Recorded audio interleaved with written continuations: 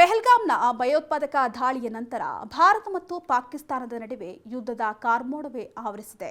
ಒಂದು ವೇಳೆ ಯುದ್ಧ ನಡೆದರೆ ಯುದ್ಧದಲ್ಲಿ ಶಸ್ತ್ರಾಸ್ತ್ರಗಳ ಕೊರತೆಗಳು ಉಂಟಾಗಬಾರದು ಎನ್ನುವಂತಹ ಕಾರಣಕ್ಕೋಸ್ಕರ ದೇಶದಲ್ಲಿ ಇರತಕ್ಕಂತಹ ಒಟ್ಟು 12 ಶಸ್ತ್ರಾಸ್ತ್ರ ಕಂಪನಿಗಳು ತಮ್ಮ ನೌಕರರಿಗೆ ರಜೆಗಳನ್ನು ಕ್ಯಾನ್ಸಲ್ ಮಾಡಿವೆಯಂತೆ.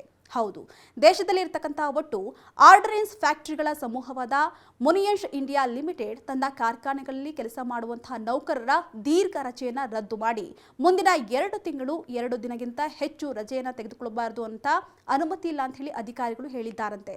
ಇನ್ನು ಪುಣೆಯಲ್ಲಿ ಶಸ್ತ್ರಾಸ್ತ್ರಗಳ ಪ್ರಧಾನ ಕಚೇರಿಗಳಿವೆ. ಅದರಲ್ಲೂ ಎಂಐಎಲ್ ರಕ್ಷಣಾ ಸಚಿವಾಲಯದ ಅಡಿಯಲ್ಲಿ ಬರುವಂತಹ ಮುಖ್ಯ ಮದ್ದುಗುಂಡು ತಯಾರಿಕಾ ಕಂಪನಿಗಳು ಕೂಡ ಇವೆ. ಇದರ ಅಡಿಯಲ್ಲಿ ಬರುವಂತಹ 12 ಘಟಕಗಳು ಫಿನಿಕಾ ಮಲ್ಟಿ ಬ್ಯಾರಲ್ ರಾಕೆಟ್ ಲಾಂಚರ್ ಸೇರಿದಂತೆ ಐಎಫ್ ಬಾಂಬ್ಗಳು, ಶಸ್ತ್ರಸಜ್ಜಿತ ಟ್ಯಾಂಕ್ ಮದ್ದುಗುಂಡುಗಳು ಹಾಗೆ ಸ್ಫೋಟ ಟ್ಯಾಂಕ್ ಮದ್ದುಗುಂಡುಗಳು ಸೇರಿದಂತೆ ಫಿರಂಗಿ ಶೆಲ್ಗಳು ಹಾಗೆ 81 ಮಿಲಿಮೀಟರ್ ಮತ್ತು 51 ಮಿಲಿಮೀಟರ್ ಮಾಟರ್ ಬಾಂಬ್ಗಳನ್ನು ತಯಾರು ಮಾಡುತ್ತವೆ. ಜೊತೆಗೆ ಕೈ ಗ್ರೆನೇಡ್ಗಳನ್ನು ಉತ್ಪಾದಿಸುತ್ತವೆ. ಅಲ್ಲದೆ ಕಾಲಾಳು ಪಳೆ ಬಳಸುವಂತಹ 5.56 ಮಿಲಿಮೀಟರ್, 7.62 ಮಿಲಿಮೀಟರ್ ಮತ್ತು 9 ಮಿಲಿಮೀಟರ್ ಗುಂಡುಗಳನ್ನು ಸಹ ತಯಾರು ಮಾಡುತ್ತವೆ.